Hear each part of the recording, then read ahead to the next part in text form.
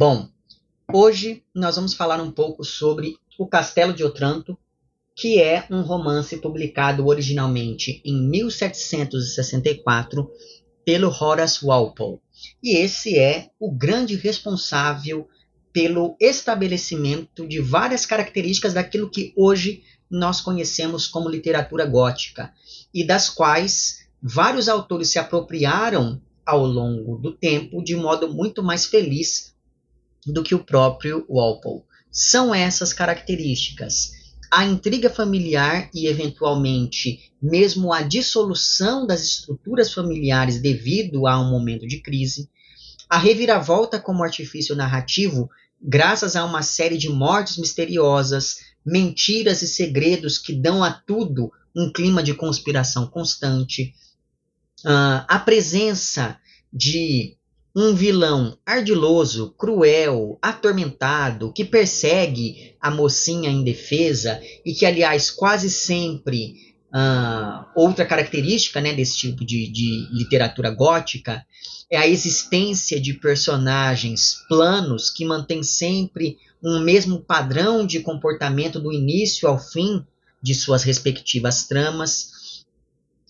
Outra característica relevante da literatura gótica, que já consta aqui no Castelo de Otranto, é a influência do passado no presente, seja através de fantasmas que assombram os vivos, seja através de segredos, crimes e mentiras que deveriam permanecer ocultos, mas que acabam vindo à tona e acabam, enfim, com isso, garantindo a permanência do passado no presente. Além disso, outra característica relevante desse tipo de literatura é a existência de transgressões que envolvem assassinatos, relações incestuosas, pessoas que tiraram a própria vida, violências de todo tipo, etc, etc, etc. Há ainda aqui a junção do provável e do improvável na medida em que esse tipo de narrativa flerta com o sobrenatural graças à presença, por exemplo, de figuras fantasmáticas e fantasmagóricas. Existe aqui a questão da identidade falsa ou usurpada, que revela que nem tudo é o que parece à primeira vista. Existe aqui a importância e mesmo a personificação de um espaço quase sempre ligado ao sombrio e o macabro. No caso desse romance, como o título sugere, esse espaço é um castelo, e, aliás, o nome do livro ser O Castelo de Otranto já sublinha a importância desse espaço para o desenrolar dos fatos narrados, mas também não é incomum que esse espaço gótico a ser personificado seja, por exemplo, um convento, uma igreja, um cemitério, etc. Geralmente, esses espaços são cheios de criptas, de passagens secretas, de vozes que sussurram pelos cantos, de corredores escuros e labirínticos que contribuem para a sensação de enclausuramento dos personagens e por aí vai. E, por fim, existe aqui como grande característica marcante da literatura gótica a ideia do manuscrito encontrado, e isso acaba levando ao falseamento da autoria. No caso aqui deste romance, isso já se estabelece no prefácio à primeira edição do livro, prefácio no qual o autor afirma que, na verdade, ele traduziu essa narrativa de um manuscrito italiano medieval. Eu vou ler aqui dois trechos desse prefácio à primeira edição do livro, e aí, a partir dessa leitura, eu vou falar um pouquinho sobre algumas coisas que me parecem interessantes para pensar ainda no gênero, ou melhor dizendo, no subgênero da literatura gótica, antes de falar da narrativa deste romance em si.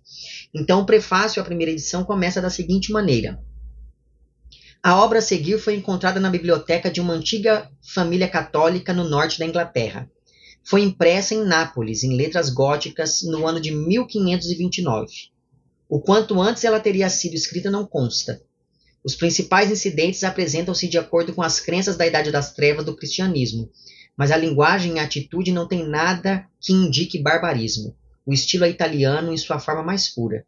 Se a história foi escrita numa época próxima ao período em que supostamente aconteceram os fatos, deve ter sido entre 1095, os tempos da Primeira Cruzada, e 1243, a data da última, ou não muito depois.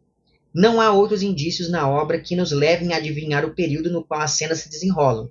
Os nomes dos personagens são evidentemente fictícios e provavelmente foram disfarçados de propósito. Veja que existe aqui algo interessante que é essa datação e o fato de dizer, olha, os personagens tiveram seus nomes alterados, já desperta a curiosidade no leitor, porque pensa, nossa, isso é uma história baseada em fatos. Né? Mas enfim, e aí o segundo trecho que eu gostaria de ler diz o seguinte: milagres, visões, necromancia, sonhos e outros eventos sobrenaturais foram abolidos dos dias atuais, 1764, até mesmo em romances. Esse não era o caso de quando o autor escreveu a obra, muito menos quando a história em si supostamente ocorreu. Crenças em todo tipo de prodígios eram de tal forma enraizadas nesse período da Idade das Trevas que um autor que omitisse qualquer menção a elas não seria fiel às maneiras da época. Ele próprio não precisa acreditar nelas, mas deve apresentar seus personagens como crendo. Isso é uma outra coisa muito importante, porque nesse último trecho o autor diz, olha, existe um caráter de verossimilhança nessa mentalidade supersticiosa que nós temos no livro. Porque se a história se passa em priscas eras, então a mentalidade das pessoas devia ser como era outrora, e não como é hoje em dia, na data de publicação do livro. Né? Perceba que aqui o autor ele coloca, principalmente no primeiro trecho que eu li para vocês, direta ou indiretamente, alguns pares de opostos que são significativos para pensar nesse estilo gótico na literatura. Explicitamente aparece a oposição entre um refinamento ligado ao estilo italiano e, do outro lado, o barbarismo das ideias apresentadas no texto. Isso é fundamental para a gente pensar no porquê de, logo na segunda edição, esse romance ter recebido o subtítulo Uma História Gótica.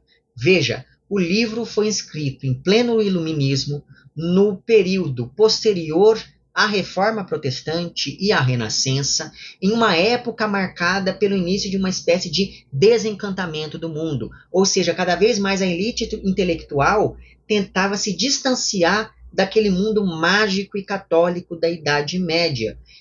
E aqui vem um outro par de opostos que fica colocado no prefácio de maneira subliminar, digamos assim.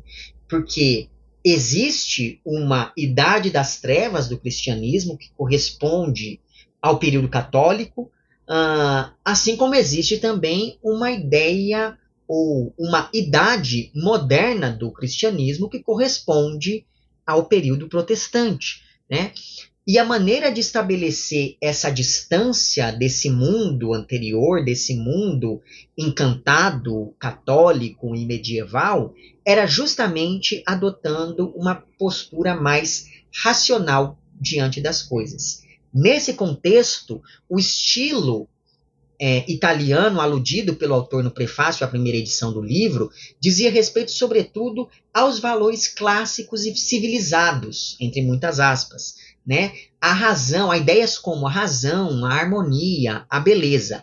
Opondo-se a isso, estava o barbarismo, que, historicamente falando, foi sendo associado, dentre vários outros grupos, aos godos, né?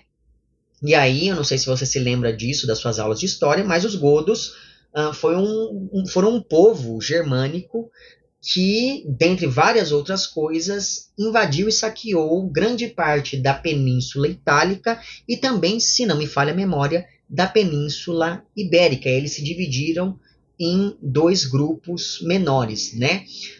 Mas, enfim, falar então em algo gótico equivaleria a falar dessa arte dos godos, uma arte ligada a algo bárbaro, selvagem, obscuro, estranho, que surge em um tempo ligado à superstição e a algo sem refinamento, um tempo, em suma, que diz respeito a um mundo encantado que não existia mais naquela altura em que o autor publica O Castelo de Otranto.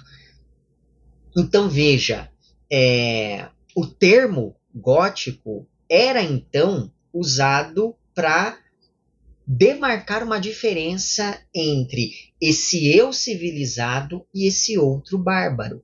E esse estilo gótico perdurou na Inglaterra até o século XVI. Então, localizar a narrativa em um momento bem anterior a isso é também recuperar esse olhar estranho e mágico sobre o mundo. Sobre um mundo que, àquela altura, já não existia mais. De modo que, quando o romance passa a ser adjetivado como gótico a partir da segunda edição, isso servia como uma espécie de aviso ao leitor para que ele se preparasse para aquilo que encontraria na narrativa, ou seja, uma série de eventos que desviavam daquela lógica racionalista do iluminismo, né? Ainda pensando, ou enfim, isso preparava o leitor para o fato de que ele provavelmente encontraria algo que desviava daquele padrão neoclássico de beleza, de feitura literária, etc.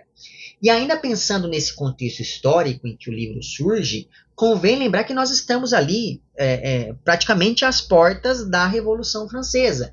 Então, é significativo pensar que, mesmo fazendo parte da nobreza, o autor cria um vilão que também é nobre e que é extremamente tirânico e intransigente, o que introduz todo um aspecto de desconfiança em relação aos poderosos, tendo em vista que uma das grandes reviravoltas no livro diz respeito ao fato de que o vilão é, na verdade, um usurpador, ou seja, ele não deveria estar ocupando o lugar que ele ocupa. E aí, se no prefácio à primeira edição o autor fala em um manuscrito medieval italiano que ele estaria traduzindo, no prefácio à segunda edição, o Walpole não apenas assume a autoria do texto, como também diz que esse romance é uma tentativa de mesclar duas formas narrativas diferentes, o romance antigo e o romance moderno, que é uma distinção que para nós, falando de português, não faz muito sentido, mas que é fundamental em língua inglesa. E aí, veja bem, em algum momento de um passado bastante distante, eu fiz uma série de vídeos sobre a história da literatura aqui no canal, série essa que eu nunca finalizei, diga-se de passagem.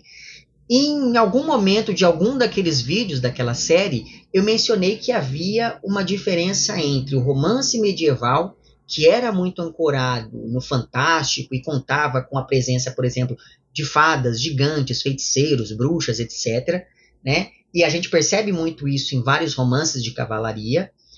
E, de outro lado, havia o romance moderno, que é aquele que surge com o romantismo durante a emergência e consolidação de uma burguesia que queria se ver representada naquilo que lia.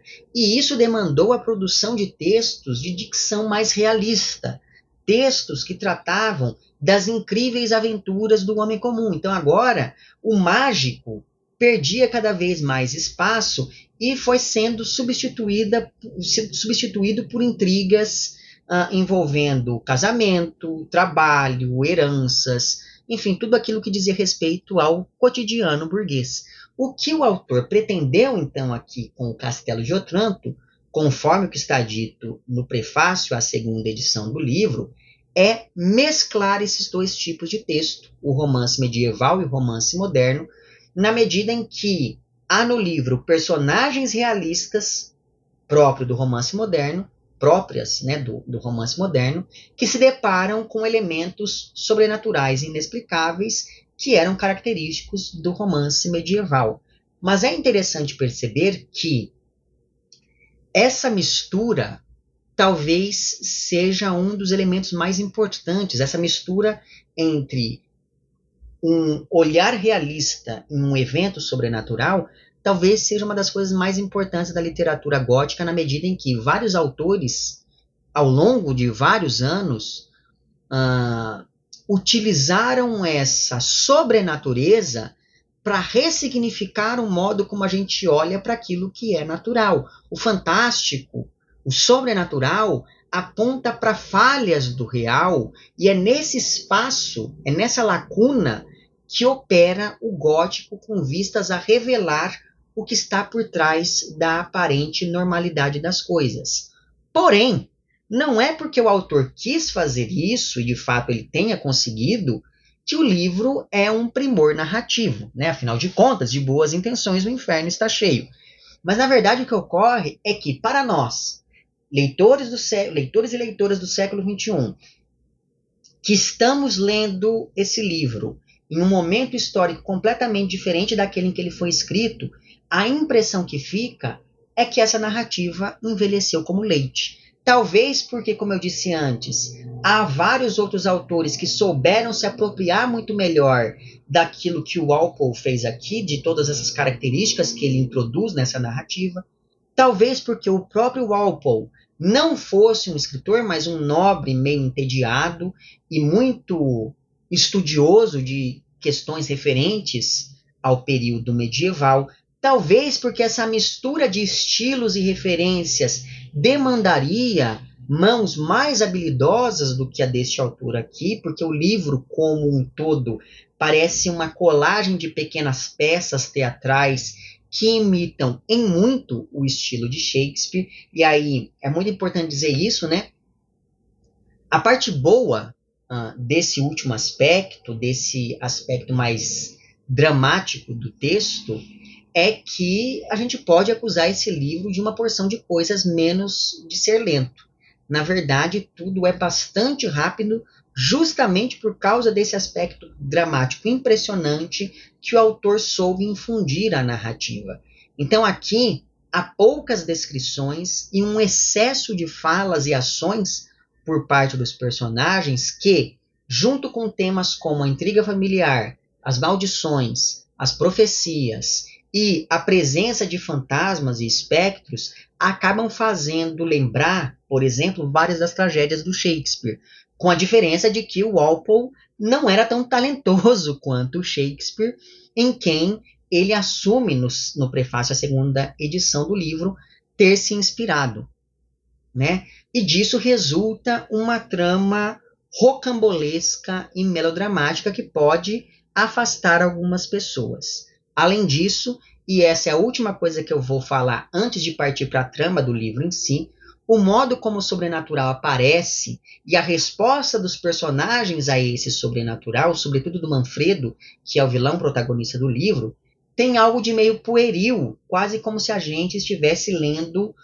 um conto de fadas meio distorcido, né? Mas enfim, postas todas essas coisas, vamos finalmente à trama. Tudo se passa no Principado de Otranto durante a época da Primeira Cruzada, como estava referido lá no prefácio à primeira edição do livro. Nesse lugar vivia, no castelo do título do romance, Manfredo, sua esposa Hipólita e os dois filhos do casal, Matilda, que é a irmã mais velha, e Conrado, que tem ali 14 para 15 anos. Ocorre que Conrado era um rapaz bastante doente e como a linhagem sempre é transmitida pelo homem, caso Conrado morresse sem ter herdeiros, a família de Manfredo acabaria por ali e perder a linhagem é o grande medo da aristocracia. Por isso mesmo, Manfredo quer que o filho se case o mais rápido possível com uma jovem de boa família chamada Isabela. A mãe dessa moça morreu há algum tempo e o pai dela foi para a Terra Santa e não voltou mais, sendo por isso dado como morto. Então, esse casamento seria vantajoso para o Manfredo não só para dar prosseguimento à sua linhagem, mas também para poder agregar os seus bens aos bens que a moça herdou de sua família. E assim ficaria sanada uma rusga estabelecida entre essas duas famílias, né? Tendo em vista que ambas descendiam do grande patriarca de Otranto, que era o Dom Alfonso. Né? E essas duas famílias, a família da Isabela e a família do Conrado, sempre brigaram para saber quem seria o legítimo herdeiro desse principado. Casando os dois herdeiros dessas respectivas famílias, essa rusga acabaria e tudo ficaria ali nas mãos do Manfredo no fim das contas. Toda essa intriga familiar poderia ter sido revelada aos poucos na narrativa. Só que o problema é que logo no início do romance, a gente fica sabendo que o Manfredo tem pressa em relação a esse casamento do filho, também por um outro motivo, que é, consta que existe uma profecia que amaldiçoa Manfredo e sua família, dizendo que um dia o legítimo herdeiro do trono de Otranto voltaria ao castelo, o que implica que quem ocupa aquele trono no presente certamente estava ocupando um lugar que não lhe era devido. Mas veja, como tudo se passa durante a Idade Média, o Manfredo leva bastante a sério essa tal profecia e começa a ver em tudo sinais de que ela estava prestes a se realizar. Isso porque, bem no dia do casamento de Conrado, que justamente era o mesmo dia em que ele completaria 15 anos, acontece uma fatalidade. Havia nos arredores do castelo, mas a alguma distância, uma estátua imensa de Dom Alfonso, que, como eu disse, foi o fundador desse principado de Otranto, e essa estátua usava um elmo, né, que era um capacete. Pois bem, não se sabe como, de que maneira, por que vias mágicas, mas o fato é que esse elmo saiu da cabeça da estátua e caiu em cima do pobre do Conrado, em uma distância considerável, né? Não é que ele foi passar embaixo da estátua e o elmo caiu, não. Ele estava lá no castelo, no pátio do castelo. A estátua estava, sei lá, 1 quilômetro de distância e o elmo foi parar justamente em cima do coitado, que teve, então, o seu corpo dilacerado e morreu antes de se casar. Então, esse é o primeiro sinal da profecia para desespero de Manfredo. Desesperado, então, o nosso protagonista tem uma ideia genial. Como a esposa dele já estava velha e só tinha tido um filho, e aliás ele a culpa por isso sempre que possível, Manfredo decide que deve anular o seu casamento e se casar com a noiva do filho para, assim, tentar ter um outro herdeiro. Olha que plano genial, né? O problema é que a princesa Isabela ela já não estava querendo casar nem com o filho lá, né? Nem com o Conrado, quanto mais com esse pai do próprio noivo dela, né? E além disso, não era muito simples anular um casamento, no fim das contas, né? Nosso protagonista, então, tem que convencer a esposa a aceitar a anulação, tem que convencer o padre a acatar essa anulação e tem que convencer a noiva do filho a se casar com ele. E é evidente que essa moça não só não aceita, como também foge dali o mais rápido possível, mesmo porque, enfim, ela acha toda essa situação estapafúrdia, né? Veja, ela ficou ali meses convivendo com o Manfredo como se ele fosse pai dela e agora ele estava querendo casar com a moça. E aí, enfim, ela não concorda com essa proposta, mesmo com o Manfredo dizendo que agora ela não se casaria mais com um jovem doente, mas sim com um homem viril em pleno vigor. Olha só, e ela falou não para um partidão desses, né? A partir disso, a gente acompanha a Isabela sendo perseguida pelo Manfredo, ao mesmo tempo em que várias coisas estranhas acontecem, como, por exemplo, quadros se movimentam inexplicavelmente, não o quadro em si, mas a pintura do quadro parece que muda de lugar. Essa jovem Isabela vai descobrindo passagens secretas no castelo, fantasmas surgem aqui e ali, vozes são ouvidas na penumbra, etc, etc, etc. Uma dessas vozes é a de um jovem camponês que foi preso pelo Manfredo, acusado de ser o responsável por matar Conrado. E a justificativa para uma acusação tão grave é que, como esse camponês foi o primeiro a mencionar que o elmo que esmagou o Conrado era o mesmo elmo da estátua de Dom Alfonso, além de ter sido um dos primeiros a encontrar o cadáver e além de ser desconhecido por todo mundo ali do castelo, por tudo isso, então, por essa soma de fatores, esse rapaz acabou sendo considerado o principal suspeito desse assassinato. E aí, para carregar o elmo, segundo Manfredo, ele certamente deveria ter usado magia. E aí, como estava muito ocupado assediando a própria nora, o Manfredo manda prender esse camponês embaixo do elmo, enquanto ele cuidaria desses outros assuntos mais importantes. Só que como o elmo era muito pesado e ele chegou ali naquele pátio do castelo voando, quando o elmo caiu no chão, ele acabou abrindo um buraco, e aí esse buraco levava a uma cripta que, enfim, era meio escondida ali no castelo. Nessa cripta havia uma passagem secreta ligando o castelo de Otranto a uma igreja ali vizinha, e como o camponês era muito gente boa, ele não apenas escapou por esse buraco no chão, como também percebendo que Isabela estava sendo perseguida por Manfredo, esse rapaz ajudou a moça a fugir do seu perseguidor, passando pela passagem secreta e indo até a igreja vizinha.